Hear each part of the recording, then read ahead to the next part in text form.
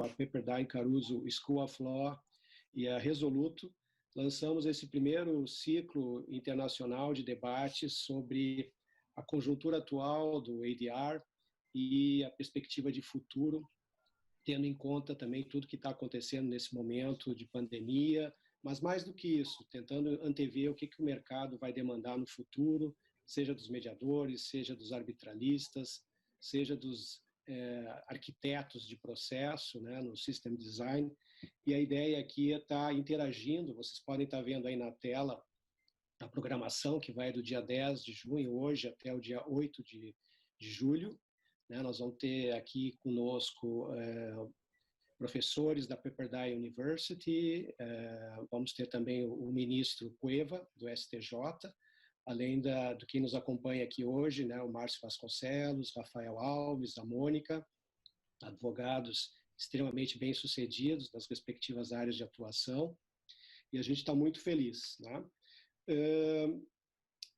Esse webinar, na verdade, ele vai se dar ao longo de 1 hora. Né? No primeiro momento, nós vamos passar a palavra para cada um dos debatedores e vão ter 15 a 20 minutos para falar, e na sequência as perguntas podem ser feitas através do Q&A, de respostas e perguntas e respostas, né, que vocês têm aí na barra dos computadores, das telas aí. Mas antes de passar a palavra, eu não posso deixar de enaltecer, né, e de agradecer a todos os nossos apoiadores e o pessoal da organização, meus colegas de instituto, né, a toda a diretoria, né, que eu vou nominar aqui rapidamente, porque é importante a gente estar dando esse espaço e criando essa oportunidade, é algo que a gente se orgulha muito. Né?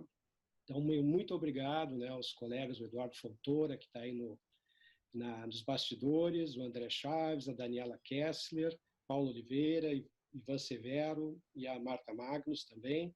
Um especial agradecimento ao Marcelo Rosadilha, da Pepperdine, que foi aquela pessoa que juntou todas essas estrelas, digamos assim, e o André Goma, que vai estar conosco aqui na próxima semana. Os escritórios que apoiaram o evento desde o início, que nos ajudaram a criar esse modelo, os escritórios L.O. Batista, Pinheiro Neto, Falec, Music Pillar da Califórnia, da onde está falando o Márcio. Então, passando já a palavra para o Rafael, que vai dar início aqui, depois a Mônica e finalmente o Márcio. A ideia aqui é passar um pouco da experiência, né, de cada um na atuação junto a mediadores, né, um dos focos principais aqui, as arbitragens e assim por diante. Né? Eu vou me permitir não ler, né, o currículo de cada um de vocês, porque acabar tomando tempo, dada a qualificação, os títulos e todas as honrarias aí que vocês trazem. Né? E, mais uma vez, muito obrigado por estarem aqui participando conosco. E, Rafael, então, você pode começar, por favor, lembrando, né, mais uma vez, que vocês podem fazer perguntas pelo Q&A. Nós vamos buscar aglutinar as perguntas que são parecidas para depois dirigir de forma mais objetiva. E, sem mais delongas, Rafael, a bola está com você. Obrigado. Obrigado, Ricardo, pela introdução. Queria agradecer imensamente o convite que me foi feito. Agradeço a você, ao Eduardo, ao Marcelo Rosadilha, que você já mencionou, né? São grandes amigos, e fico muito feliz de estar aqui nesse webinar, nesse painel, com duas pessoas também muito queridas, a Mônica e o Márcio. Né? O Márcio eu conheci mais recentemente, e a gente teve várias trocas de ideias recentemente sobre esses temas, e foi muito produtivo. Né? Nessas nossas trocas de ideias, primeiro a gente teve vários consensos, né? E a gente também acordou a ordem das exposições. O motivo de eu começar falando é porque eu propus aos demais, e foi aceito, ter uma abordagem um pouco mais abrangente, né? Um pouco mais ampla e também abstrata. E aí o Márcio, depois a Mônica fará a transição, né? E aí o Márcio vai chegar na abordagem mais concreta, discutindo casos práticos, técnicas, né? Então eu vou começar com a parte dos novos paradigmas para tentar colocar o pano de fundo, né? Como eu vejo. A Mônica fará bastante a transição, falará bastante sobre o papel do advogado nesse cenário, né? Dos novos paradigmas e novas técnicas também. E depois o Márcio vai passar então com mais concretude para discutir as aplicações mais práticas. Na minha abordagem, que eu conversei com os demais colegas, a minha sugestão foi de dar um passo atrás, né? A gente vai discutir, inicialmente é bom fazer essa ressalva, a mediação com foco na área empresarial. Eu faço a ressalva porque hoje a mediação, no Brasil particularmente, a mediação e a conciliação, elas estão difundidas em várias áreas, né? Na área do direito de família, na área trabalhista, na área judicial, né? Contexto civil em geral, no judiciário, enfim, isso abarca um grande número de setores, né, da advocacia. O nosso foco aqui no webinar será a mediação empresarial. Claro que a gente pode sempre discutir outras nuances também, mas é a minha área de expertise também da Mônica e do Márcio, né, onde nós atuamos mais diretamente. Lembrando que a área empresarial é muito ampla por si só, né? Vai desde das startups até grandes empresas, enfim. Então, por si só já é muito amplo. Então, para facilitar o debate, a gente fez esse recorte. Então, nós não discutiremos a mediação na área pública, por exemplo, que tem outras variáveis, outras discussões, né, que talvez sejam mais difíceis de abordar conjuntamente. Vai ser a mediação privada na área empresarial. E, particularmente, a mediação extrajudicial, né? Não aquela que é feita no judiciário, mas fora dele. Quando eu comecei a estudar esses chamados meios extrajudiciais, né, meios alternativos, como se dizia anteriormente, hoje meios adequados, faz tempo já, faz uns 20 anos, né, e até lembro aqui do querido amigo Adolfo Braga Neto, que foi um dos primeiros com quem eu pude dialogar e que me ensinou muita coisa, e tem me ensinado até então, né, até hoje, isso já há 20 anos. Quando eu comecei a estudar, era muito comum na década de 90, início dos anos 2000, que os métodos fossem discutidos na doutrina, enfim, entre os estudiosos, mesmo os cursos que existiam naquela época, como se fosse um pacote único, né? Arbitragem, mediação e conciliação. Me lembro muito bem disso, na época de final dos anos 90, começo dos anos 2000.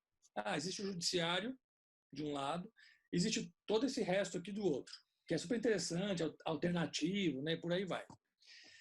Naquele momento se imaginava que fosse ter um crescimento desses métodos de uma forma uniforme, né? De fato cresceram nesses últimos 20 anos, mas muito diferentemente, né? Nos diversos nichos, setores, etc. Porque a arbitragem, que não é o foco aqui, evidentemente, a área que eu estou mais acostumado, né? Como árbitro, como advogado em arbitragem, teve um crescimento no Brasil exponencial, uma coisa surpreendente e inesperada, né? Por várias razões. A mediação e a conciliação estão tendo um crescimento bastante grande nos últimos 10 anos, e particularmente nos últimos 5 anos, pós-lei de mediação. Também graças às políticas judiciárias, ao empenho do CNJ, já de longa data, favorecendo esses mecanismos, né, e por aí vai. Mas o meu diagnóstico, pelo menos, é que a mediação empresarial não cresceu tanto, ou na mesma velocidade, como tem crescido a arbitragem ainda, né? E aí é curioso porque em outros países, outros continentes, né, outras culturas jurídicas, para citar duas grandes culturas, né, ou três, né, a Europa continental, a Inglaterra e os Estados Unidos, são culturas em que a mediação na parte de empresas floresceu e se desenvolveu largamente, né? Nós até discutimos os porquês, né, as razões, e tem muitas variáveis sociológicas, antropológicas, econômicas, políticas e também jurídicas, né? O modo como os sistemas judiciais desses países estão formatados.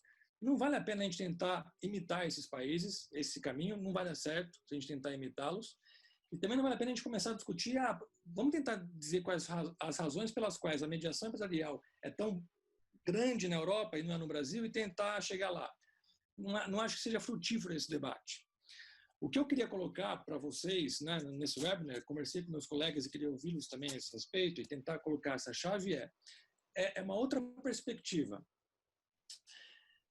Eu tenho acompanhado também por razões profissionais, o que tem acontecido mais recentemente no mundo corporativo, no mundo das empresas. Tem uma mudança de paradigma importante acontecendo no mundo das empresas. Que mudança é essa? Nós estamos saindo de um paradigma. Qual é o paradigma que hoje prevalece no mundo corporativo? Eu não estou discutindo direito, eu estou discutindo os executivos, né? A parte da administração das empresas, a governança das empresas. Nós estamos saindo de um modelo que ainda é predominante e já está aí há séculos, né? E vai continuar ainda por um tempo sendo predominante, que é um modelo em que a preocupação da empresa é gerar lucro. A única preocupação da empresa é essa. Portanto, o principal objetivo da empresa é dar um ganho para o acionista dessa empresa, né? O proprietário das ações, digamos assim, né? Essa premissa tem impacto em toda a governança dela. A mentalidade dos gestores vão se direcionar para isso. Esse objetivo, né? Normalmente é um objetivo que visa mais ao curto prazo. Por consequência, ela entra numa questão de tentar relacionar e lidar com recursos escassos. Ela foca na escassez. Portanto, o motivador do gestor nessas empresas é: eu preciso cortar custo e aumentar a receita constantemente, né? E é uma empresa com ambiente mais competitivo, é uma empresa mais masculina, mais agressiva. A gente está acostumado com esse padrão, né? Porque é verticalizada, muito hierarquizada, né? Esse é um padrão que nós acostumamos de ter no mundo corporativo. Eu tenho estudado um novo padrão que está surgindo, ainda é emergente, né? Ainda não é o que a gente chama de mainstream, mas tem muitas empresas, desde as startups até as empresas muito grandes, que estão tendo um novo paradigma, uma nova visão da função da própria empresa na sociedade. Que visão que é essa? É o que se costuma chamar de o chamado capitalismo de stakeholders, em contraposição ao capitalismo de shareholder, né? Então, para traduzir para o português, o capitalismo do acionista, de um lado, que é o paradigma prevalecente hoje, e o paradigma dos stakeholders, que são aqueles que têm alguma relação com a empresa, não necessariamente acionista. O que entra nessa categoria de stakeholders? Entra funcionários, entram os parceiros comerciais, entram os consumidores, os clientes e, claro, também o acionista. É uma visão mais holística, né? E aí o objetivo não é só dar o lucro. Claro que toda empresa tem que dar lucro. A definição da empresa é dar lucro. Ela só tem sentido se ela der lucro, né? A busca pelo lucro, sem dúvida, é relevante. Mas começa a aparecer uma outra preocupação que é, além do lucro, ou melhor, até para ter mais lucro, inclusive, eu preciso ter uma abordagem um pouco mais ampliada. E de olhar para todo, né, as minhas relações humanas, não só para o acionista. Eu queria citar aqui o trabalho desenvolvido pelo Instituto de Capitalismo Consciente, né, se cunhou essa expressão capitalismo consciente para dar vazão a isso. Também tem Sistema B, Empresas B, ou também a sigla ESG, né, que é para expressar essas empresas que adotam essas práticas de governança, que inclui a responsabilidade ambiental, social e também a corporativa, como não, né? Todas essas expressões, eu queria até fazer menção a elas e também fazer menção a esse Instituto do Capitalismo Consciente, que também foi fundado no Brasil recentemente, para fazer menção a uma pesquisa que foi feita no Brasil há pouco tempo, há um ano atrás, mais ou menos, das pesquisas humanizadas. Foi até matéria da revista Exame recentemente, né? Matéria de capa e depois algumas edições subsequentes. Tudo isso nos últimos meses, assim, é bem recente. Essas empresas humanizadas, foi feita uma pesquisa com acho que 1.500 empresas, né? Salvo engano, o Pedro Paro, que é o grande pesquisador por trás disso. E essas empresas, foi feita a pesquisa de 1.500 empresas, das quais 22 adotam práticas humanizadas. O que é isso? Que é essa preocupação com todos da cadeia. Uma relação mais horizontalizada no ambiente de trabalho, o líder que tenta, né, a liderança que se preocupa em servir e não tanto em ser servido ou em ter regalias, né? São empresas mais diversas, com maior diversidade de gênero, de raça, preocupadas com longo prazo, não só com curto prazo.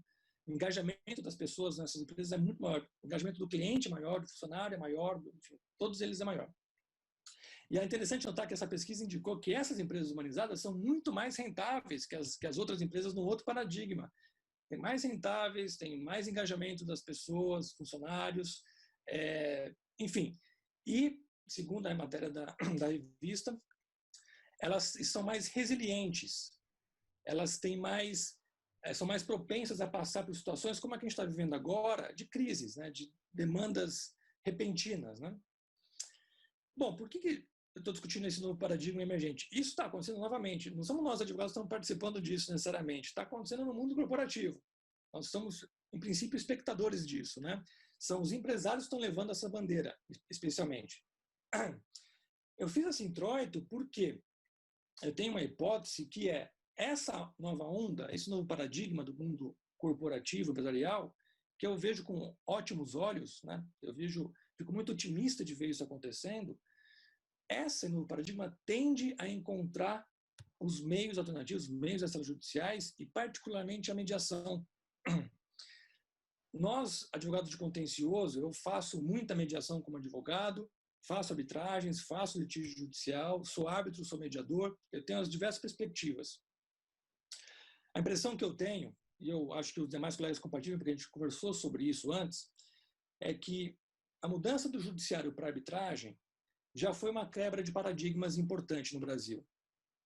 Mas é uma quebra de paradigma, uma mudança de cultura de paradigmas um pouco mais suave, porque ambos, arbitragem e judiciário, estão dentro da chave da heterocomposição. O que é a heterocomposição? Quando as partes decidem delegar a um terceiro a decisão do conflito que é imposta a elas. Judiciário, né, juiz e árbitro impõem a decisão às partes. Esse é o paradigma prevalecente na nossa cultura desde 1500. Então, mudar do judiciário para a arbitragem, que já foi uma grande conquista, foi um pouco menos doloroso, mais fácil, mais rápido, porque é o mesmo paradigma decisório, digamos assim. Já a mudança para a mediação, no campo empresarial, exige uma mudança muito mais profunda de cultura. E essa mudança profunda, a meu ver, sim, nós advogados todos, externos e internos das empresas, temos um papel muito relevante. Nós temos feito um trabalho, né, genuíno há anos e décadas no Brasil para levar adiante essa cultura da autocomposição, incluindo aí a mediação. Só que acontece que, às vezes, essa proposta da mediação empresarial esbarra dentro da empresa num paradigma de governança que não entende o que pode ser ganho, né, com a mediação. Por quê? Se eu estou preocupado em reduzir custo, inclusive os custos, né, judiciais, os custos passivos, é muito natural que o gestor, mesmo o gestor do advogado interno, queira delegar para um terceiro e tentar contratar um advogado pelo menor custo possível para obter o melhor resultado possível. Parar para entender o que está acontecendo, pensar em soluções criativas, toma tempo, dá trabalho, né? Exige uma outra formação, uma outra técnica, um outro perfil. Só faria sentido isso, ou melhor, isso faz mais sentido numa empresa que valoriza as relações comerciais com todos os seus stakeholders, parceiros comerciais, com os funcionários internos, com os clientes, com os consumidores e com o acionista também. Então, me parece que essa nova vertente que surge no mundo empresarial vai nos ajudar no campo da mediação a acelerar um pouco mais o desenvolvimento da mediação no Brasil. Eu não quero dizer com isso que a gente não tem que continuar nos esforçando, claro que temos, né? Sempre lutar para mudar a cultura, né? E outra, a heterocomposição sempre vai ter o seu lugar, o judiciário sempre vai ter o seu lugar, a arbitragem sempre vai ter o seu lugar, já está consolidada no nosso sistema jurídico brasileiro, consolidada. O lugar dessas técnicas ninguém vai tirar, ninguém está disputando esse espaço, não é isso. Mas, a meu ver, talvez exista hoje um excesso ou uma exacerbação dos métodos heterocompositivos, de modo geral, e talvez uma parte disso pudesse ser levado para a mediação empresarial e está sendo levado gradativamente. E meu ponto é que, com essa nova onda renovatória, com a nova visão dessas empresas, né, mais humanizadas, talvez isso seja acelerado, né? Só para esclarecer, eu não quero fazer uma correlação aqui entre os países que tenham mais empresas humanizadas, logo tem mais mediação, ou a mediação só se desenvolve entre empresas humanizadas. Não é verdade, nenhuma dessas afirmações. Eu não estou fazendo essa afirmação. O que eu estou dizendo é, existe algo acontecendo no mundo corporativo que eu acho muito bom, eu vejo com muitos bons olhos, sou otimista em relação a isso, que ainda bem vai nos trazer um impacto no mundo jurídico, no mundo de resolução de disputas. E nós, advogados, temos que ficar atentos a isso, a esse movimento, e ajudar, né, a fazer essa ponte, né? Porque me parece que ter uma visão mais humanizada da empresa, em todas as suas esferas comerciais, implica você olhar para a mediação como uma técnica efetiva. E não como mais uma etapa formal, né? Ou mais tá bom, vamos tentar mais uma vez. Não, a mediação talvez não, eu creio que ela é a técnica mais sofisticada, mais humanizada e até mais bonita também de todas, né? Por justamente preservar relacionamentos, resgatar o diálogo, facilitar o diálogo, facilitar o encontro de soluções, né? A criação de opções. E ela requer, do nosso lado, do lado do ser humano, dá mais trabalho, né? Requer uma predisposição, uma abertura maior ao processo, uma escuta maior a tudo que está acontecendo, escutar muito mais do que falar, né? Então, me parece que nós estamos caminhando para isso, que às vezes a gente tem uma expectativa no Brasil de que fosse muito mais rápido. Não está acontecendo. E meu diagnóstico é por conta dessa mudança cultural que acontece da heterocomposição para a autocomposição, que não é tão automática, né, como foi do judiciário para a arbitragem dentro da heterocomposição. Então, eram essas minhas palavras iniciais que eu queria dizer. Eu queria, né, um tom otimista, dizer para todos nós aqui no painel e os que estão ouvindo também, que a gente possa fazer parte disso, né, dessa nova onda renovatória que busca uma relação mais humanizada dentro das empresas e também no modo como elas resolvem seus conflitos. E aqui eu paro e passo a palavra para os demais colegas panelistas. Ricardo, Obrigado, Rafael. Eu, antes de passar a palavra para a Mônica, queria também dar minha contribuição em relação ao que você falou. Eu concordo realmente que a questão cultural ela é super relevante, né? Eu estou morando nos Estados Unidos há 2 anos e aqui estou tendo a oportunidade de estudar mais a fundo a mediação empresarial, mas sobretudo o ambiente, né? Onde a mediação proliferou aqui de uma forma muito consistente, com muita força. Hoje os advogados americanos eles têm na mediação e na arbitragem tão ou mais importante que levar o caso a juízo, né? Mas é um desafio para todos nós, né? Buscar de alguma forma aprender com essas culturas também, né? Aproveitar aquilo que tem de melhor.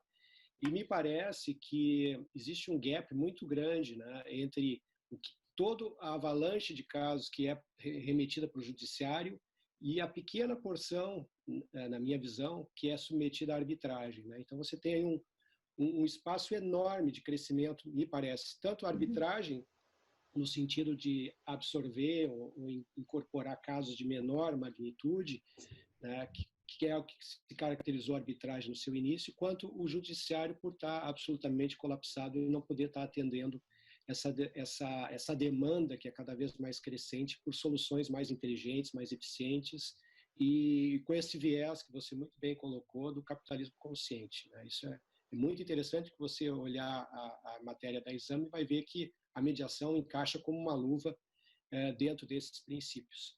Mônica, segue aí, por favor. Obrigada, Ricardo. Boa tarde a todos e a todas. É um prazer participar do webinar. Gostaria de agradecer o convite novamente. Bom, eu sou advogada, sempre atuei como advogada no mesmo escritório. Estou já no Tosini Freire há 20 anos, na área de resolução de conflitos. E acho que, assim, sempre tendo trabalhado como advogada, né, de contencioso, na época a gente falava, hoje a gente fala de resolução de conflitos, acho que consegui acompanhar um pouco dessa tendência que o Rafael comentou, na exposição dele. E concordo com ele que acho que a ruptura entre o sistema de mediação é muito maior do que a ruptura que houve em relação a judiciário versus arbitragem.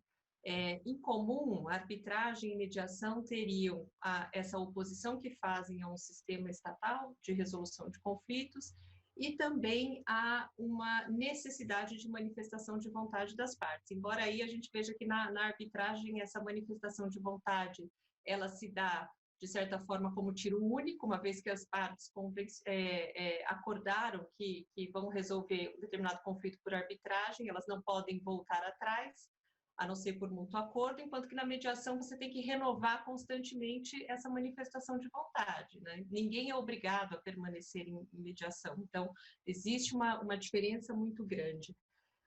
E como o Rafael falou, tanto a arbitragem quanto o judiciário são métodos heterocompositivos, em que existe uma decisão jurisdicional que tem um caráter substitutivo de substituir a vontade das partes, que é exatamente o oposto do que acontece na mediação. Não existe essa substituição. As partes têm que, elas mesmas, autodeterminarem como elas vão resolver aquele conflito, se é que vão conseguir resolver com a ajuda do mediador, como com elas mesmas, sem a necessidade de uma decisão. Então, é muito diferente.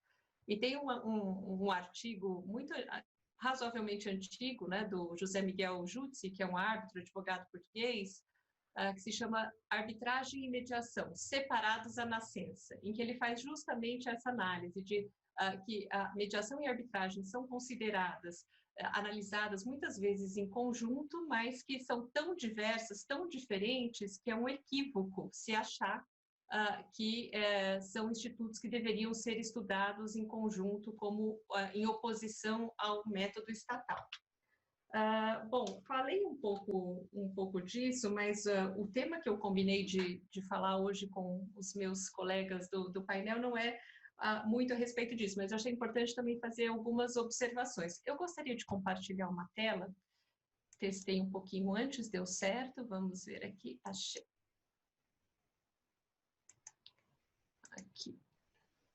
Aqui só para a gente ter um visual um pouco de como que a gente pode enxergar aqui algumas alternativas de resolução de conflitos.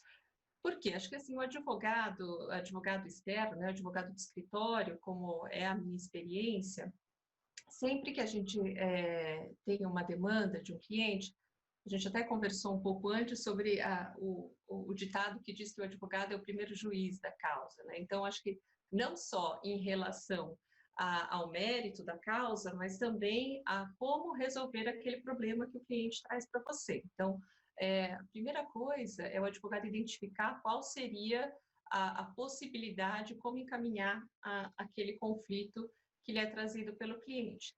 E aqui tem um gráfico de, digamos, de custo de solução, hostilidade do mecanismo, e como que a gente poderia colocar algumas formas de resolução de conflitos nessa escala. Então, começando ali com a negociação de parte a parte, custo bastante baixo, pouco grau de hostilidade, depois escala ainda para a mediação, em que já há necessidade de contratação de um mediador, muito possivelmente de advogados externos para auxiliarem no procedimento. E aqui, dentro desse quadrante da esquerda, que seriam os métodos de autocomposição, em que a gente tem um controle de resultado. E a partir daí, já parte para os heterocompositivos, arbitragem e judicialização, que são, que aí com grau de, digamos, de adversarial mesmo, e sem controle sobre o resultado. Bom, e como que o advogado que recebe, então, uma demanda de um cliente poderia pensar nesses mecanismos de solução de conflitos? O que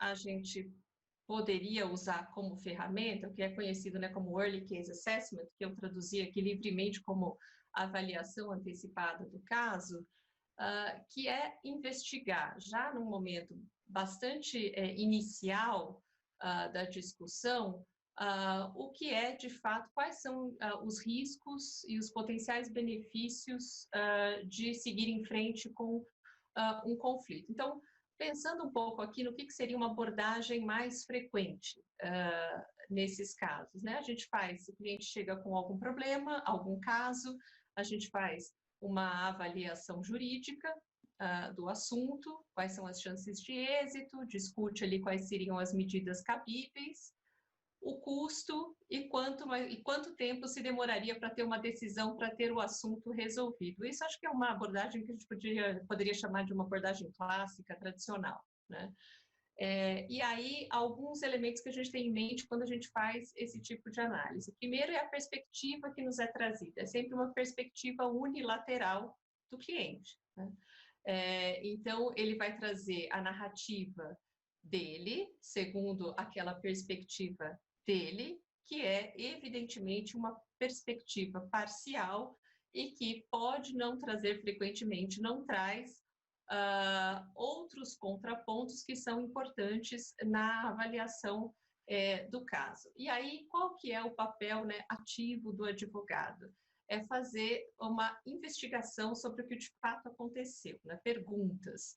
E aí a gente fala que seria parecido com uma consulta ao médico homeopata, né? Não é uma consulta no médico alopata, é uma consulta no médico homeopata em que ele vai perguntar muita coisa da sua vida, muitas perguntas que não são aquelas que podem enfrentar diretamente o problema que foi trazido para a resolução, mas que vão trazendo contexto, informações que às vezes podem parecer irrelevantes ou pouco importantes para o cliente ou para quem fala sobre o problema, mas que num contexto maior e quando amarradas com outras, podem ser bastante importantes para avaliar qual é o risco, qual que é o benefício de se seguir à frente com um litígio. Então, perguntas que o advogado externo sempre tem que fazer.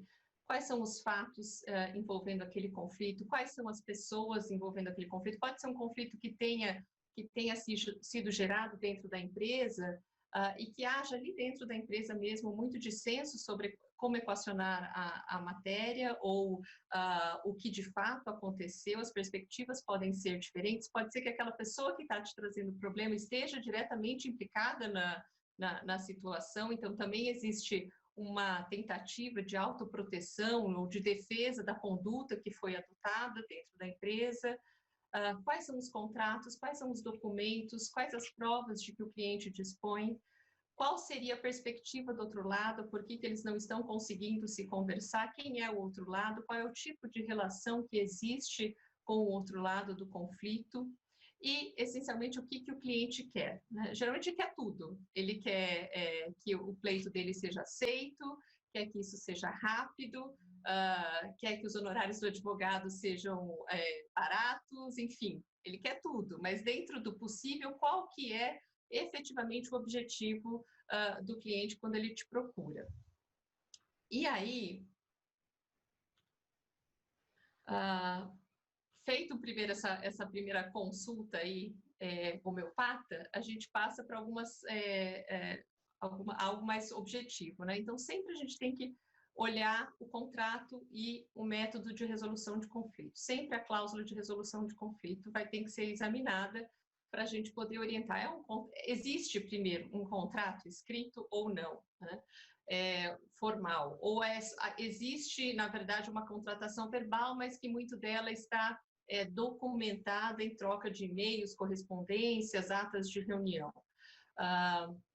Se existe cláusula de arbitragem, se essa cláusula é escalonada, se há uma cláusula de negociação antecedente, como que a gente pode começar a trabalhar em cima dessa resolução de conflito a partir da cláusula que já foi pactuada entre as partes. Aí, como discutir o uso de mediação com o cliente?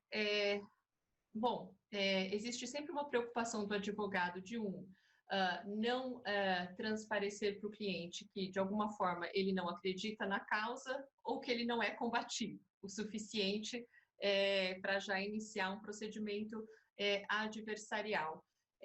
Acho que primeiro é convidar para discutir possibilidades, como foram as negociações, as tratativas, se o cliente tem experiência em mediação, contar um pouco da sua experiência, como poderia funcionar no caso, e também não limitar o uso, a possibilidade do uso de mediação para aquele momento inicial, em que o cliente te trouxe o problema e quer tomar alguma ação. Às vezes, por mais que a gente saiba que uma negociação, uma mediação que possa resolver o conflito já logo no início, seja do ponto de vista até econômico, muito mais vantajosa, porque as partes não vão precisar incorrer em custos diretos, desembolsos, custos intangíveis com a energia que é direcionada para uma disputa, mas às vezes elas não estão prontas para realizar, para se engajar efetivamente num processo de mediação ou de negociação. Então é preciso às vezes amadurecer um pouco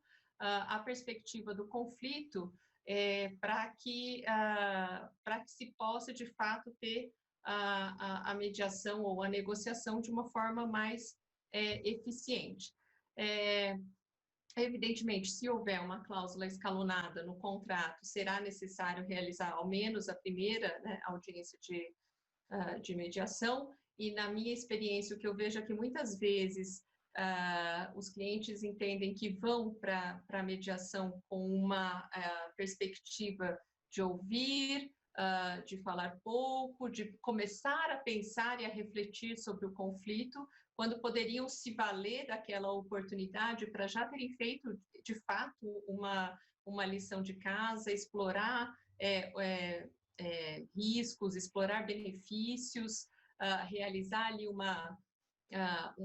uma cadeia de possibilidades de informações, desenhar a árvore de decisão, o que poderia acontecer e tirar um proveito maior da sessão de mediação. Mas acho que isso é um pouco também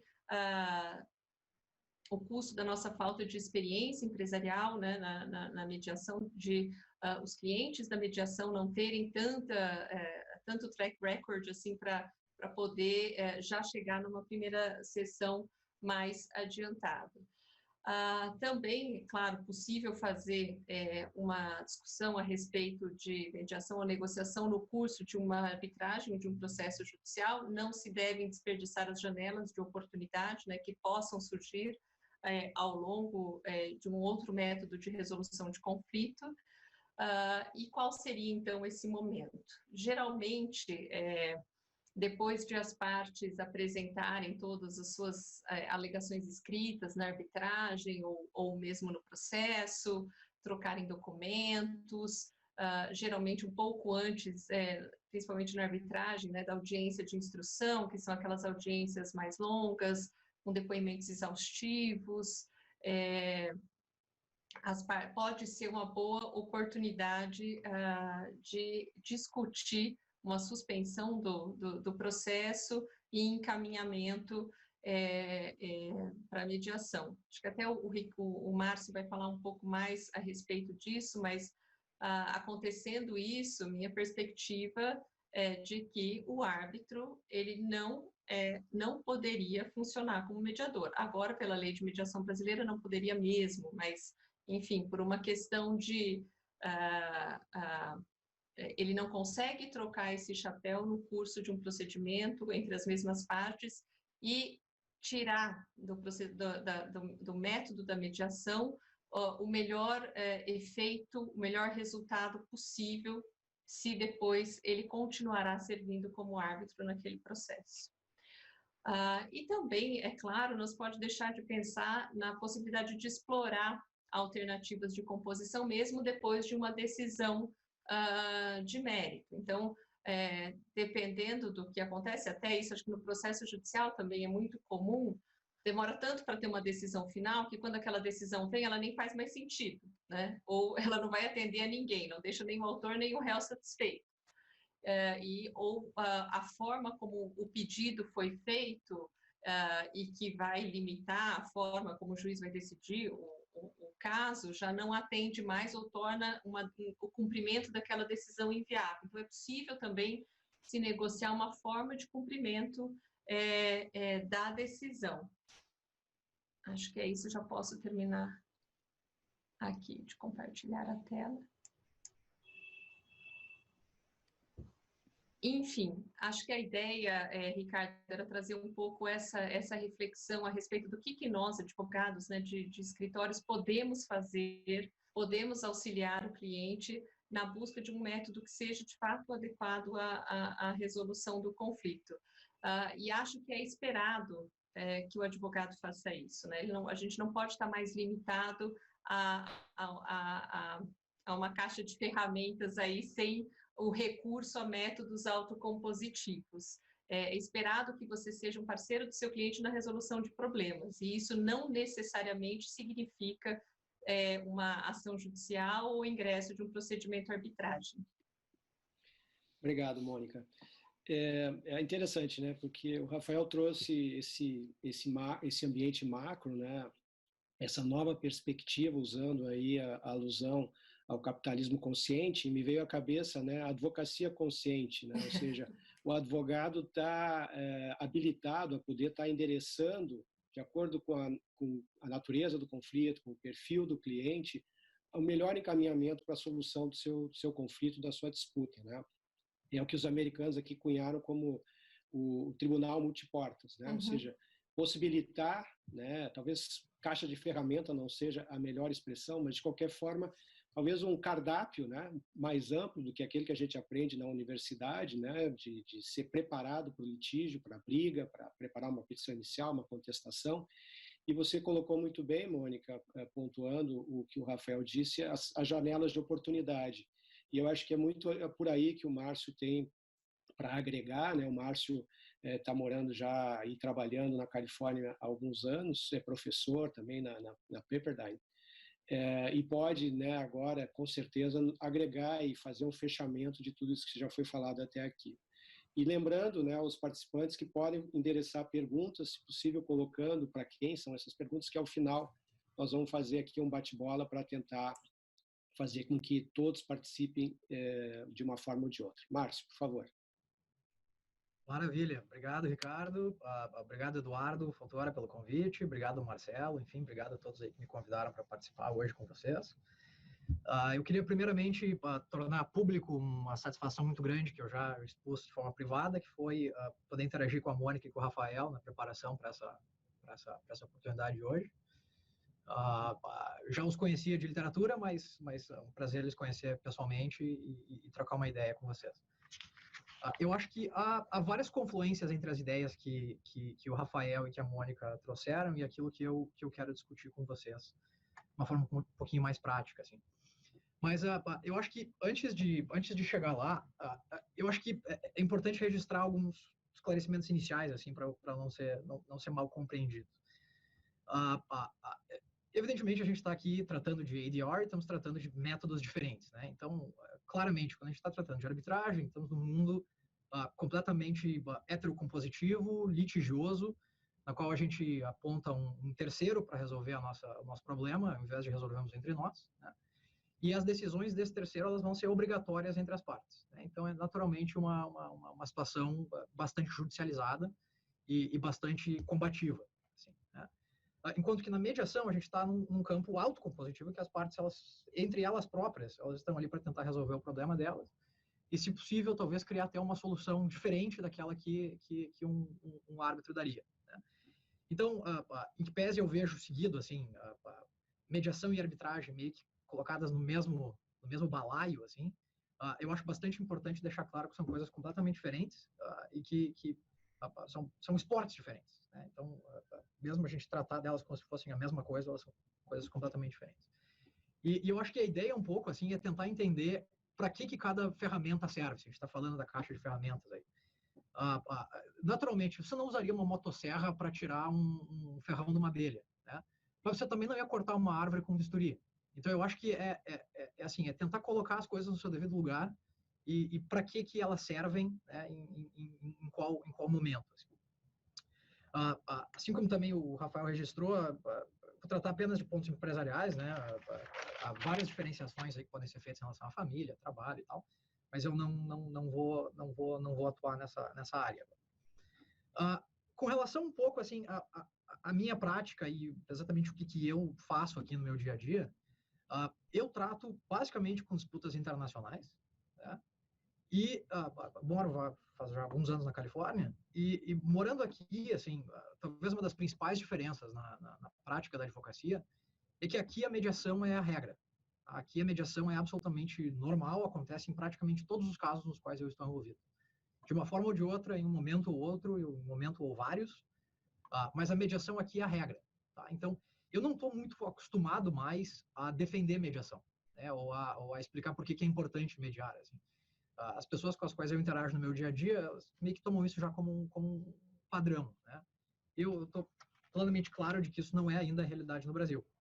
Mas assim como o Rafael e a Mônica estavam mencionando, em que pese a mediação seja um pouquinho mais estranho para a gente, né? A arbitragem está mais próxima do litígio, é algo mais comum na nossa prática, a mediação ela é um pouquinho diferente no sentido de que ela é realmente autocompositiva. Então, ela requer esse trabalho preliminar, que a Mônica estava comentando, né, que envolve esse jurídico interno, envolve o jurídico externo trabalhando em conjunto com o jurídico interno, para entender o que é a disputa, entender quais são as posições, onde é que o teu caso é forte, onde é que o teu caso é fraco, né? E para daí poder, então, direcionar essa solução.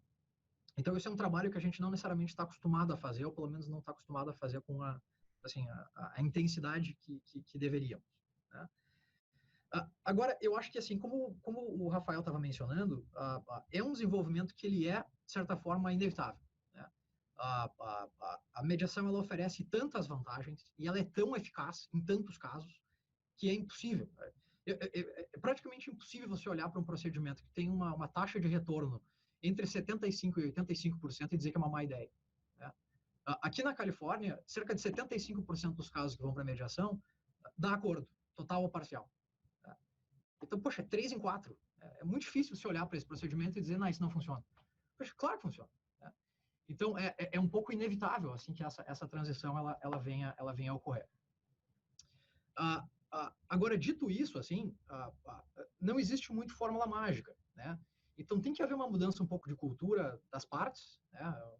onde um não quer, dois não medeiam, né? Mas tem que ter um pouco, assim, uma mudança de cultura no sentido de que, do ponto de vista do advogado, vamos ser honestos aqui, né? Muitos advogados ganham mais com o litígio do que com a mediação. Né? Se eu vou ter uma arbitragem que vai durar 5 anos, e eu estou sendo pago por hora para fazer essa arbitragem, bom, ótimo, né? Eu vou ganhar talvez alguns milhões aqui para fazer esse caso. Agora, se eu vou fazer uma mediação em um dia, vou resolver o processo, bom, evidentemente o meu honorário vai ser muito menor, né? Então, é um pouco assim uma mudança de cultura do advogado, em parte, né, de enxergar a prática da advocacia como um serviço de longo prazo, o cliente satisfeito volta para sua porta, ao invés de tentar ganhar a maior quantidade de dinheiro possível com relação a um cliente, né, que naturalmente vai ficar insatisfeito e dificilmente retorna. E ao mesmo tempo que tem que ter essa mudança de cultura no jurídico externo, tem que ter uma mudança de cultura no jurídico interno, de ter um controle maior sobre a disputa, uma participação mais ativa de como que isso vai, né, como que isso vai andar para frente. E eu acho que a fala do Rafael sobre essas empresas humanizadas, eu acho que é exatamente alinhado com essa ideia. Eu vou tentar, de uma forma bastante curta, assim, rápida, endereçar alguns pontos que eu vejo onde as pessoas cometem erros, né? Tipo um do's and don'ts, assim. Mas mais ou menos nessa linha, assim, de tentar evitar que a gente, em perseguir a mediação como uma solução, a gente crie problemas. Tá? Porque nem sempre que a gente coloca a ideia de vamos incorporar a mediação, isso resolve tudo. Né? Na realidade, por incorporar a mediação, a gente pode acabar criando um problema maior. Eu quero também, assim como fez a Mônica ali, eu quero compartilhar a minha tela rapidamente com vocês, só para endereçar um problema. Foi um caso que eu trabalhei diretamente e que foi o que eu considero um filme de terror. Assim. Então, vamos lá. Vocês enxergam a minha tela aqui? Vamos lá.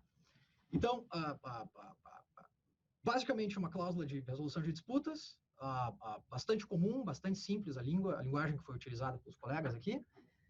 Nessa parte em amarelo, eu tenho uma primeira etapa na minha resolução do problema. Então, qualquer disputa, né, any disputes, uma cláusula ampla, abrangente, sendo que como uma primeira etapa, as partes vão usar os seus business representatives. né? Então, eu vou ter aqui o meu representante do business mesmo, antes de colocar advogados na jogada, antes de colocar management na jogada. Tá? Então, são as pessoas que estão na linha de frente. Elas irão utilizar os seus melhores esforços para, de boa fé, resolver o problema em 20 dias. Ok, parece uma boa ideia. Se eles não conseguirem resolver esse problema, eu vou para a minha parte em azul. Né? Então, ali, aí escalo o meu problema para os meus executive officers. Tá? Seria a minha diretoria executiva aqui, para também tentar negociar de boa fé em 14 dias. Se eu não conseguir resolver o problema com a minha diretoria executiva, aí então sim eu vou para a arbitragem, que seria essa parte em verde. Then, binding arbitration. Tá? Essas 3 etapas, uma cláusula escalonada tradicional.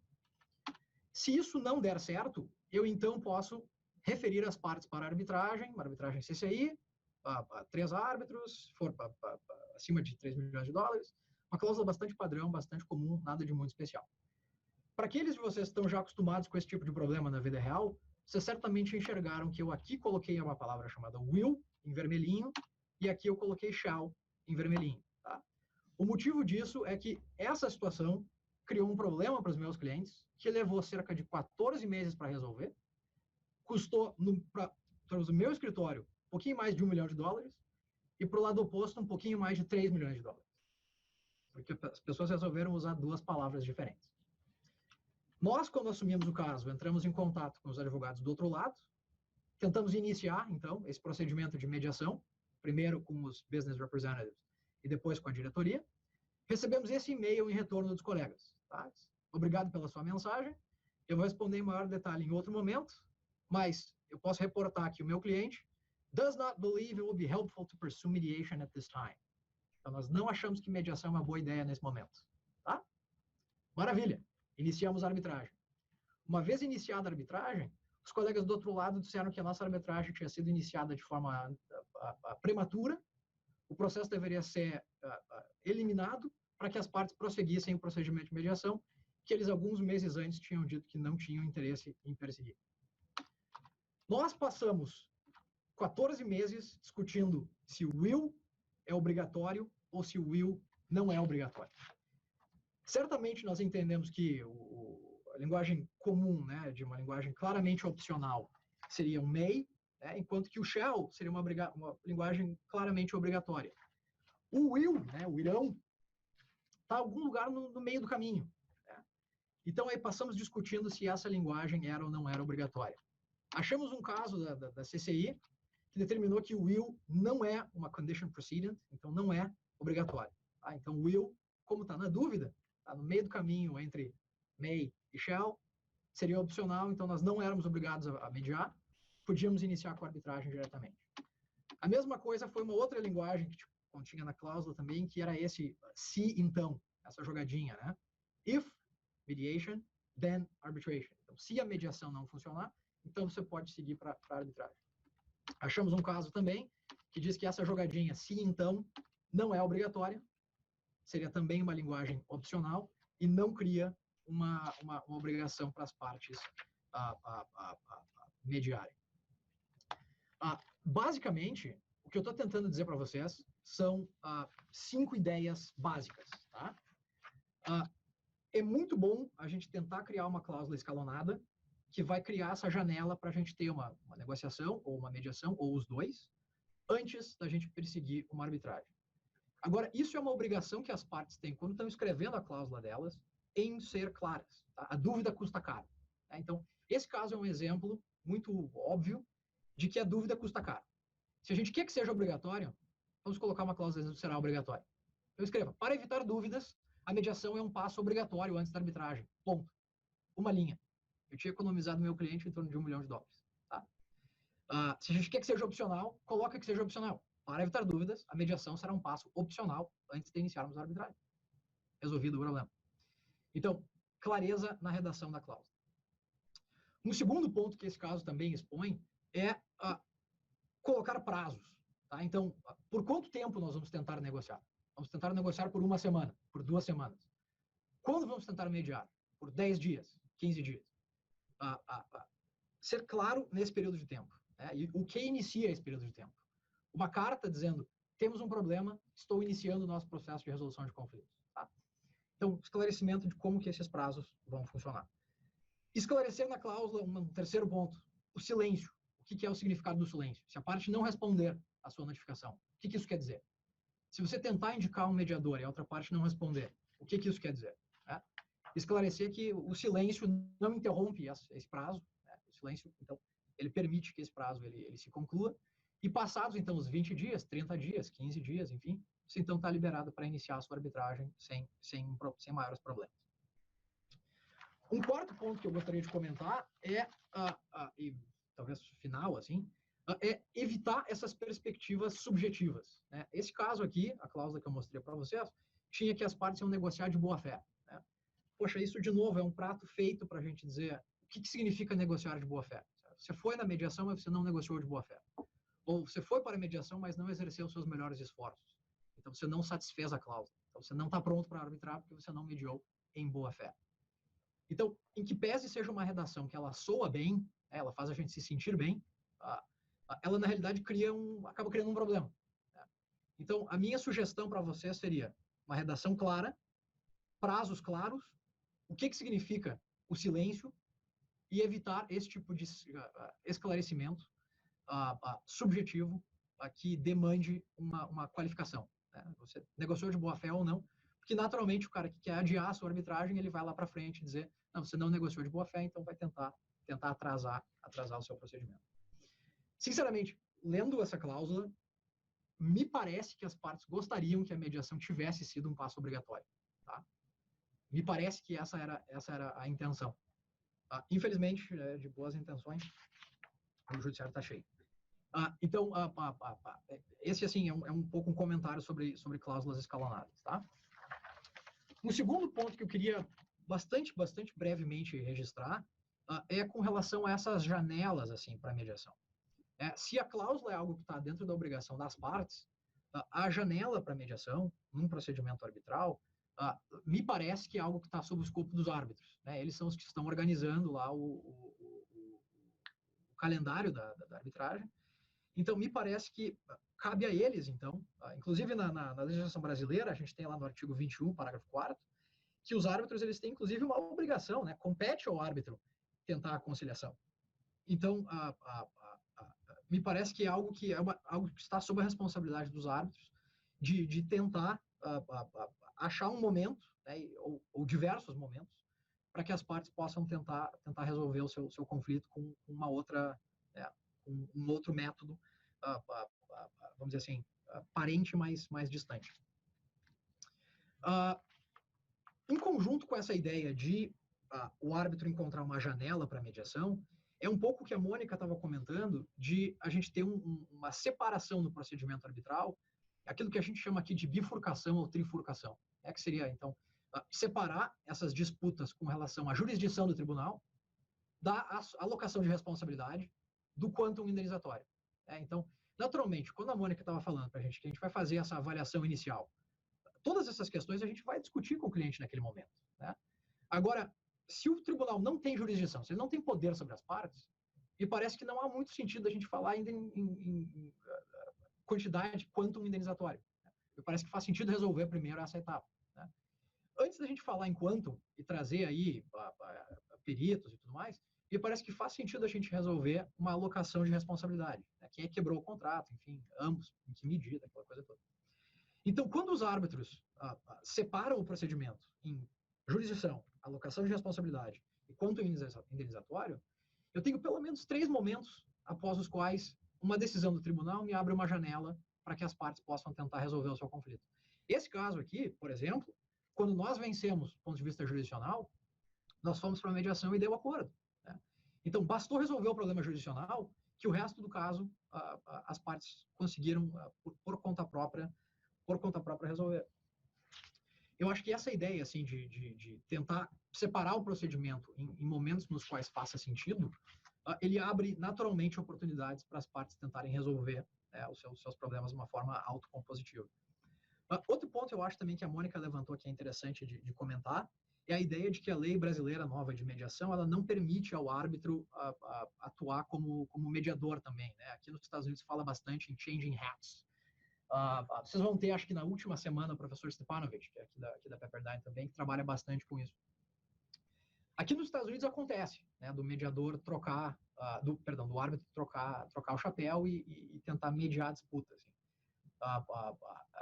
Eu, pessoalmente, tenho algumas restrições com essa ideia, e vários outros colegas aqui também têm essa restrição, especialmente por, né, independência e imparcialidade, a ideia de que você acaba tendo o pior dos dois mundos, né, porque você tem uma mediação na qual você não compartilha informações, que você tem medo que o árbitro ouça, e você tem uma mediação, uma arbitragem ruim, porque você também não coloca o caso da forma tão agressiva quanto iria. Então, me parece assim que a ideia um pouco seria ter uma mediação, e uma arbitragem, né? De novo, cada ferramenta sendo utilizada no seu momento correto. E, por fim, uma última ideia que eu queria registrar é a ideia de tentar levar em conta o fato de que, enquanto nós temos uma arbitragem andando, nós temos um tribunal que tem jurisdição sobre as partes e que pode emitir uma decisão, é tentar utilizar a ideia de que os árbitros podem emitir uma sentença arbitral por acordo. Né? No momento que as partes, então, cheguem a uma determinada composição sobre o litígio, você pode levar essa decisão para o árbitro, e o árbitro pode, então, emitir uma sentença arbitral que incorpora esse acordo, e ele evite uma nova discussão de mérito. Né? Isso, de certa forma, também acaba por legitimar um pouco o procedimento da mediação, e que, de certa forma, inclusive, está alinhado aí com a nova convenção da Singapura, né, sobre reconhecimento de acordos mediados. Tenta ser tipo uma convenção de Nova York para mediação. Assim.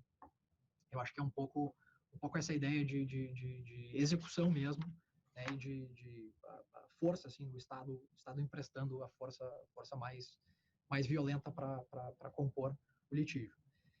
Então, feitas essas ideias, assim, tá, eu acho que só para concluir minha exposição, a ideia seria, então, uma tríplice relação, assim, entre uma advocacia um pouco mais a longo prazo, um pouco mais consciente desses outros interesses, né, e de que representar o seu cliente no longo prazo é muito mais benéfico do que os vencimentos que você recebe a curto prazo no litígio. Uma parte um pouco mais ativa do ponto de vista do jurídico interno, né, uma participação um pouco mais colaborativa, né, para tentar resolver esses litígios de uma forma na qual eles mantêm o controle e não passam o controle para o árbitro. E, por fim, o árbitro perceber também que aquilo que ele faz, ou que ela faz, pode abrir uma janela para que as partes venham, enfim, a resolver as suas disputas. Então, feitos esses comentários aí, eu cedo a palavra e fico à disposição para qualquer questionamento. Obrigado, Márcio. Só para contextualizar, na medida em que o nosso público aí é bem diverso, né? A praxis americana, desde sempre, o juiz é um case manager, né? Ou seja, ele não simplesmente dá uma sentença, até porque as sentenças, na sua grande maioria, são dadas por tribunais de júri, né? Mas ele administra o caso, né? O professor Kazuo Watanabe, que é um dos artífices aí da lei de mediação e de todas as iniciativas do CNJ, fez um longo estudo, uma visitação às cortes americanas e tentou incorporar isso na cultura jurídica brasileira, e talvez um ou outro juiz tenha absorvido essa função de não simplesmente a cultura da sentença, né? Eu só termino o litígio quando eu dou a sentença, eu não preciso fazer mais nada para resolver aquela situação. Enquanto que nos Estados Unidos, essa cultura do case management, ela é muito presente. E, de certa forma, pelo que o Márcio comenta, isso foi incorporado, em alguma medida, pela forma como o procedimento arbitral acontece, né? Permitindo e sendo uma coisa comum essas janelas de oportunidade para que as partes tenham a chance de fazer uma composição. Então, existe um certo espelhamento entre o processo judicial e o processo arbitral nesse sentido, né? E uma crítica que se faz, e aqui eu estou diante de grandes arbitralistas, é que o procedimento arbitral ele acabou se absorvendo um ranço na questão do contraditório, questões procedimentais. Eu tive a oportunidade de trabalhar no Brasil alguns processos de arbitragem que demoraram 4 anos, né? Uma coisa inconcebível, né? Porque é exatamente o que os clientes buscam, uma decisão rápida e objetiva. E, então, nesse sentido, até mais como uma provocação, eu gostaria que o Rafael e a Mônica, imagino que eles queiram também comentar alguma coisa do que o Márcio disse, mas de que forma, né, a gente conseguiria harmonizar e fazer com que esses esportes diferentes, como disse o Márcio no início, se conversem, né? Ou seja, para que essas janelas de oportunidade, para essa cultura da decisão ou da resolução mais pragmática, do empoderamento das partes, dos advogados, ela também tenha um ambiente fértil na arbitragem. Eu gostaria, então, de ouvir o Rafael e a Mônica em cima do que o Márcio colocou, por favor. Você quer começar, Mônica?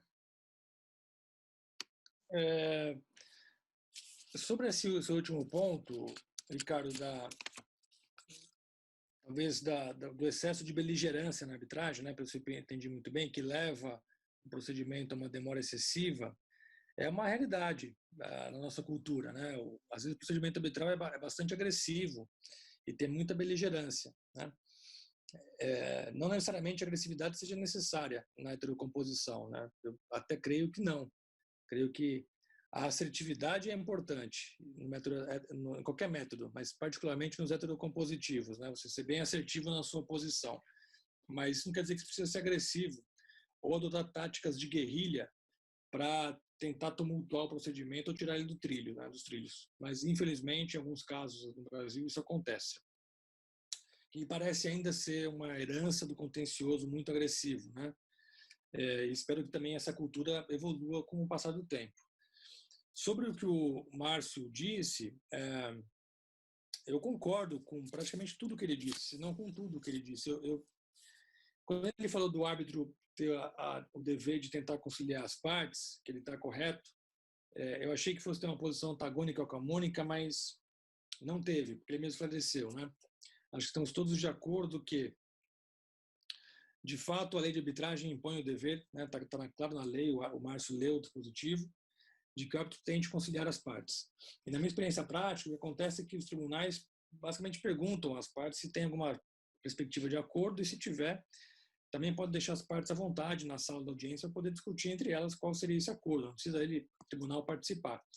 Então, nos meus casos, o cumprimento desse dever se resume a essa pergunta, né? E acho que, no fundo, da lei até... Eu particularmente, não gosto muito desse dispositivo na lei de arbitragem, mas ele está lá, temos que cumprir.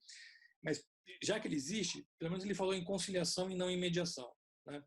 Então, essa ideia de tentar conciliar ver se é possível ter uma janela para possível acordo nessas etapas do procedimento. Eu acho que isso tem sido cumprido, né? Mas o Márcio também explicou muito bem que isso não quer dizer que o árbitro tem que assumir as vestes do mediador, que foi o que a Mônica falou, né? E aí acho que nós temos os três de acordo, que não é uma boa ideia. Pelas razões que o Márcio já colocou, né? Jamais numa arbitragem, numa mediação, acho que é completamente diferente a perspectiva e a estratégia do advogado, né? O Márcio colocou bem. Na mediação você tem a decisão importante de até que ponto eu vou compartilhar informações importantes, né, relevantes no contexto do sigilo, até que ponto eu vou tentar pegar informações novas. Nessa troca de informações importantes, sensíveis, da dinâmica de qualquer mediação envolvendo empresas, né?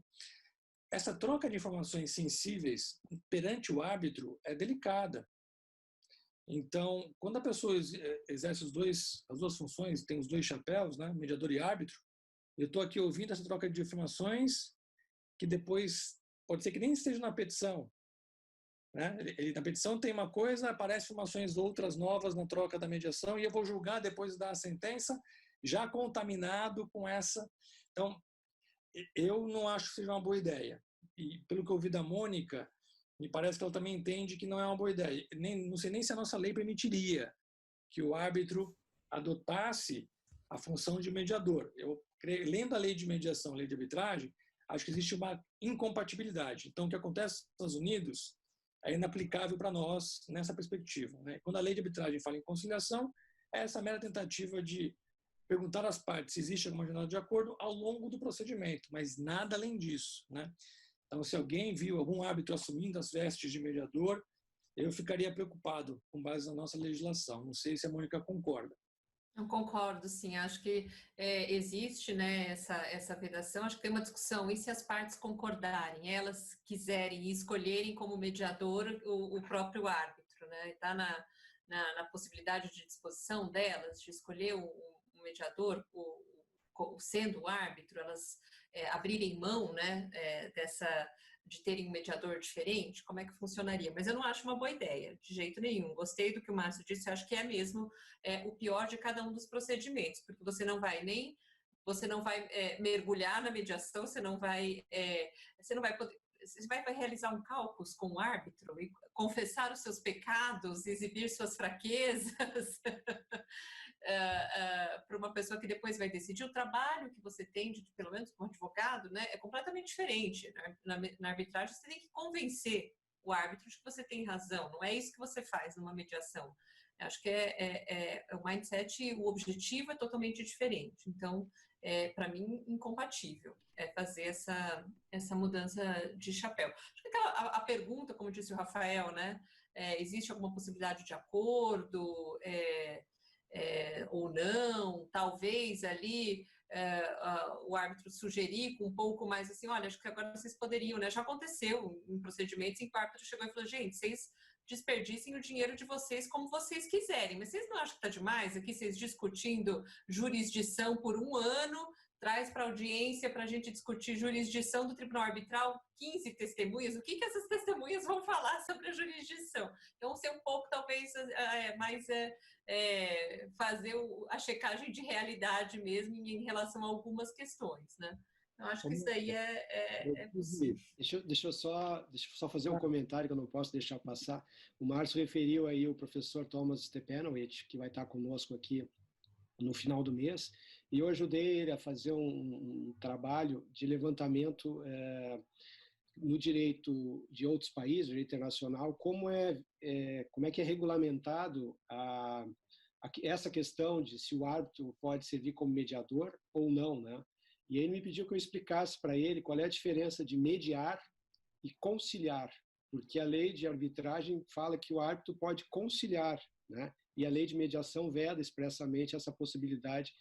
E aí eu disse para ele, olha, infelizmente não tem como dar essa distinção, porque você jamais vai entender, e eu acho que a maioria dos que militam no Brasil, tanto em mediação quanto em arbitragem, também não vão conseguir fazer essa distinção. Mas, enfim, em breve vai ter esse lançamento onde vai ter essa radiografia de como é que isso funciona no resto do mundo. E não sei, Márcio, quer fazer algum complemento em relação ao que foi colocado? Quero fazer um pequeno adendo só. Assim, eu acho que nessa ideia um pouco de não apenas sendo a vedação legislativa, assim, mas o ponto de vista que até o Rafael e a Mônica também levantaram, que é de não termos o pior dos dois mundos, né? Como eu disse, são esportes diferentes, né? Então, o fato de uma pessoa ser um bom árbitro não necessariamente quer dizer que ele é um bom mediador. E o fato da pessoa ser um bom mediador não necessariamente quer dizer que ele é um bom árbitro. Né? Quando eu vou para uma arbitragem, eu vou com livros e livros de documentos e testemunhas, eu estou pronto para ir para a guerra. Né? Quando eu vou para uma mediação, muitas vezes a gente vai para uma vinícola. Então, completamente outra abordagem. Assim, né? Então, eu acho que essa confusão, assim, ela não ajuda muito. Acho que ela mais atrapalha do que ajuda.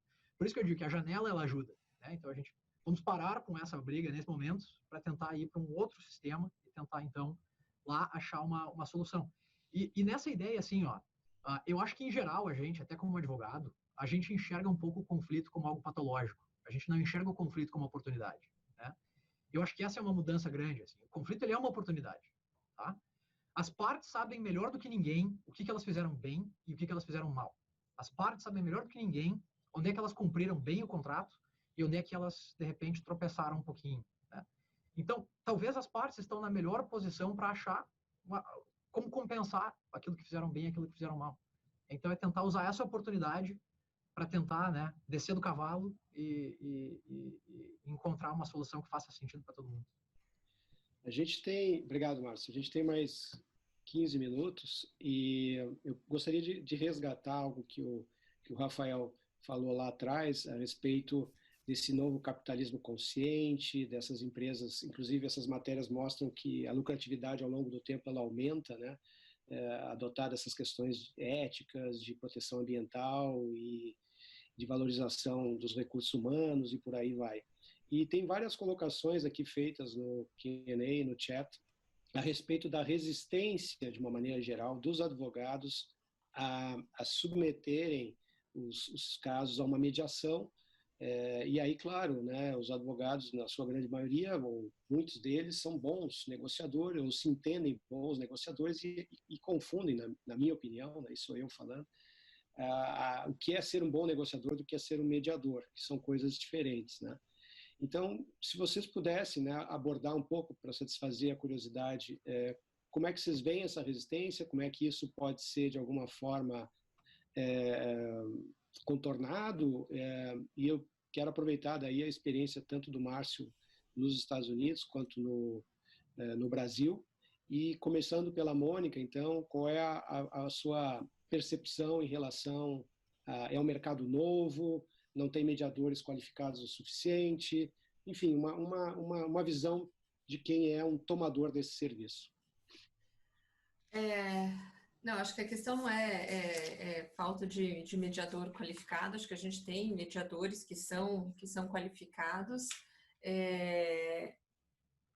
Talvez a gente precisasse de mais assim, experiência mesmo, e digo de todos, né?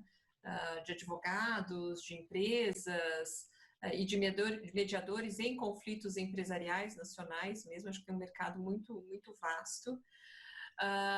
Agora, falando um pouco assim sobre qual que é o default, né? Quando a gente começa a trabalhar num assunto, geralmente a mediação não vem como uma opção. Como que a gente vai fazer? Assim, qual que é a medida judicial que eu posso tomar? Eu vou notificar, daí eu entro com a ação, como é que é? Vou pedir liminar, cabe isso, não cabe aquilo? Isso é uma coisa que, assim, num primeiro momento, ela não está na mesa. Então, eu acho que cabe muito ao advogado que é consultado explorar essa opção, né? Tem que trazer esse pensamento. Você já pensou? Já participou? Você acha que aqui valeria a pena a gente pensar um pouquinho? Quer que eu te mande tenho aqui uma apresentação, tem um paper que eu escrevi, quer dar uma olhada? Talvez um teaser, né, para o seu cliente para tentar lançar a ideia. E acho que uma coisa que tem sido feita agora no Brasil e que eu acho muito interessante é que as instituições, os institutos estão chamando as empresas, né, para participar de eventos assim educativos, explicar um pouco o que é o procedimento, acho que vai desmistificando. E para ser bem sincera, apesar desse boom que a arbitragem teve no Brasil, acho que nos últimos talvez 5 anos houve o que eu diria assim uma democratização, né, da arbitragem. A gente começa a ver causas que não são das mais relevantes, os contratos já têm cláusula arbitral, enfim, um middle market começando a aparecer. Mas muitos advogados de empresa nunca participaram de uma arbitragem. Então, não é que a gente também está num mercado amadurecido, como que é o mercado americano, em que muitos casos vão para arbitragem. Acho que tem um pouco também esse gap a ser preenchido, né?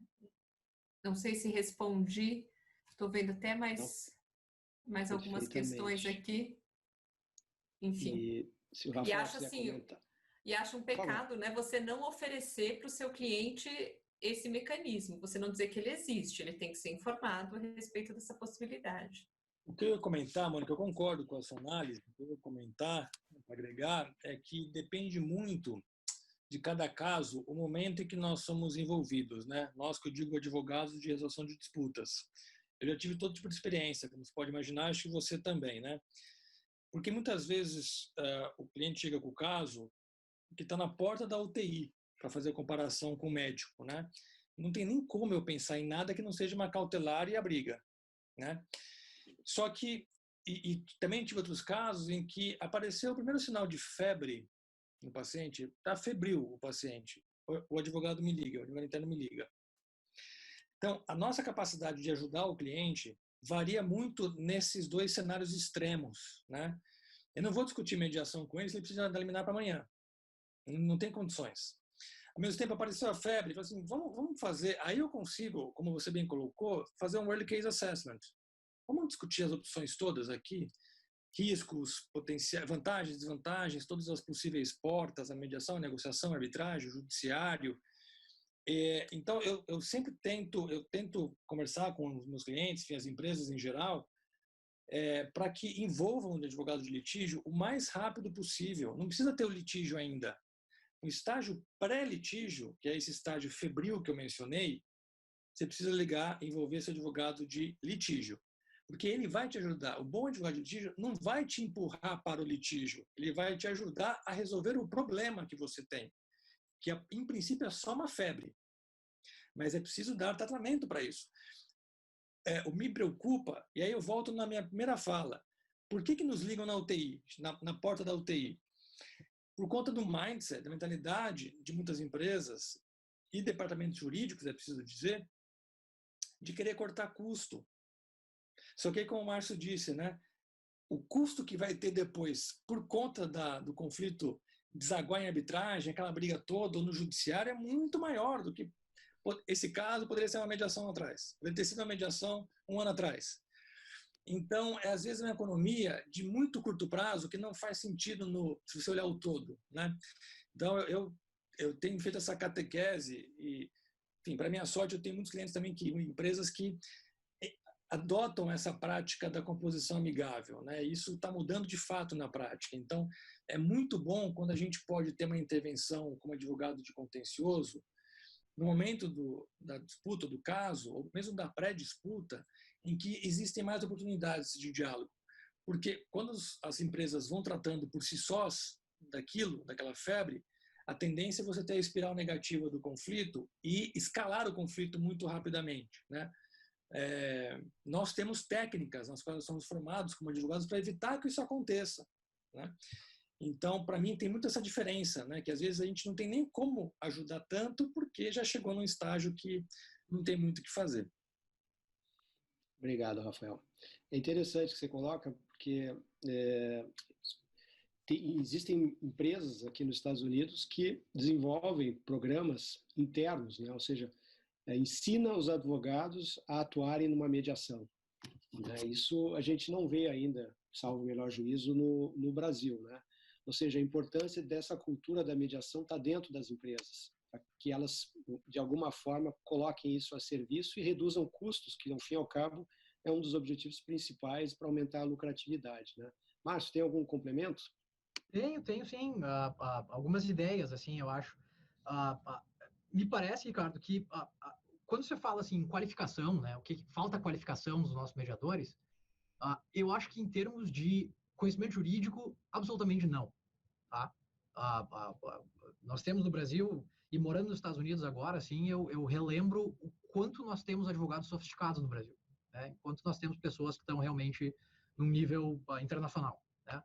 São assim, realmente tops nas suas respectivas práticas. Eu acho que o que ajuda é a qualificação do ponto de vista de técnicas na mediação, né? Que é algo, de novo, outro esporte, completamente diferente daquilo que a gente está acostumado no judiciário ou na arbitragem, né? Então, são técnicas que estão à disposição, né? Como que eu estou enxergando o problema? Como que eu estou entrando nesse momento da disputa? E eu acho que isso se aplica não só para o mediador, mas se aplica para o advogado, como o Rafael estava falando. O seu paciente chega com febre, eu não vou direto levar ele para a ala cirúrgica.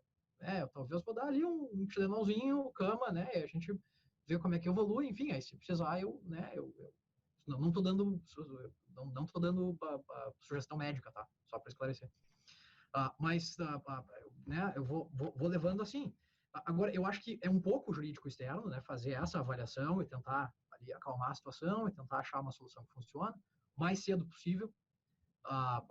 Talvez com uma cláusula, que seja uma cláusula escalonada, como eu estava falando antes, mas uma que seja clara, tá? Não uma que te gere mais problema.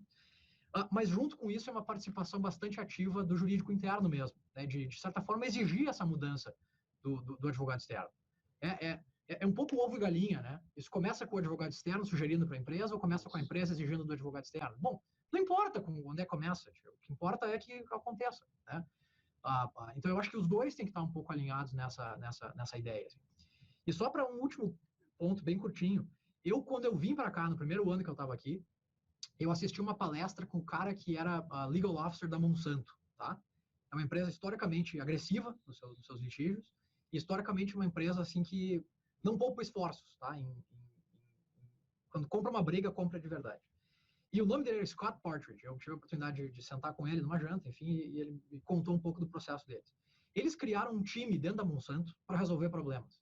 Era um time que tinha jurídico, tinha tax, tinha marketing, tinha produção, e era um time que ia entrar em contato com o time da sua contraparte, para tentar resolver o problema antes de se tornar um problema público, exteriorizado, enfim. E ele ganhou uma série de prêmios e tal, porque o time que ele botou em prática acabou sendo muito eficiente, resolveu os maiores problemas que eles tinham com seus competidores, distribuidores. Então, isso é um pouco assim um exemplo, pequeno exemplo, mas é um exemplo que eu acho que é bastante prático e útil. Não, muito, muito interessante. Eu também tive a oportunidade, se eu salvo engano, ele teve no evento do CPR, no Annual Meeting, e abordou exatamente isso, ou seja, também não é só o advogado, também você tem que treinar o setor de venda, o RH, enfim, para que exista um time multidisciplinar para poder, de alguma forma, já no nascedor do conflito, do problema, poder estar agindo com seus pares na contraparte, né, e, de alguma forma, eliminar o conflito quando ele é uma simples febre. A gente já está quase aqui no tempo. Se vocês quiserem, por favor, fazer um encerramento, fiquem à vontade. E vamos começar pelas damas, né, Mônica, por favor. Você tá no mudo. Vi várias questões aqui sobre a questão da mediação, conciliação, qual que seria a diferença. Acho que, assim, na origem não tem diferença nenhuma mesmo, é um apego nosso a essa distinção, mas também já ouvi críticas a esse entendimento de que tanto a mediação como conciliação são vistos no nosso sistema como um processo, como um procedimento, né? Então, como procedimento, a parte que opta por aquele procedimento tem o direito de saber com antecedência o que se esperar dele. Então, se espera na conciliação que o conciliador seja mais intervencionista, né, na propositura de opções e de acordo, e o mediador não. Eu também acho que não resiste ao que as partes combinarem com ele, né? Vão combinar que ele vai poder propor acordo, que ele vai poder dar opinião, que não vai, enfim. Acho que, mas existe esse racional de diferenciação entre conciliação e mediação também. Obrigado. Mas, enfim, muito obrigada. Acho que foi muito, muito bom o debate. Agradeço demais o convite. Nós que agradecemos. Rafael? Bom, o meu cafezinho, né, como costuma dizer, meus últimos comentários, tem várias questões aqui, perguntas sobre a formação do advogado, né, que é o obstáculo, né, se vê o advogado como um obstáculo. Eu não acho que seja um obstáculo, eu acho que a nossa classe tem sido um protagonista dessa mudança de cultura, né? De modo geral, claro. Sempre tem os exemplos bons e ruins em qualquer profissão. Agora, é preciso ter em conta, primeiro, nosso papel como advogado é difundir os conceitos, as boas práticas, né? Como a gente está fazendo nesse webinar, por exemplo. Então, continuemos a fazer isso. Todos aqui participantes do webinar também façam isso, multipliquem essa boa nova, essa boa mensagem. Ponto 1.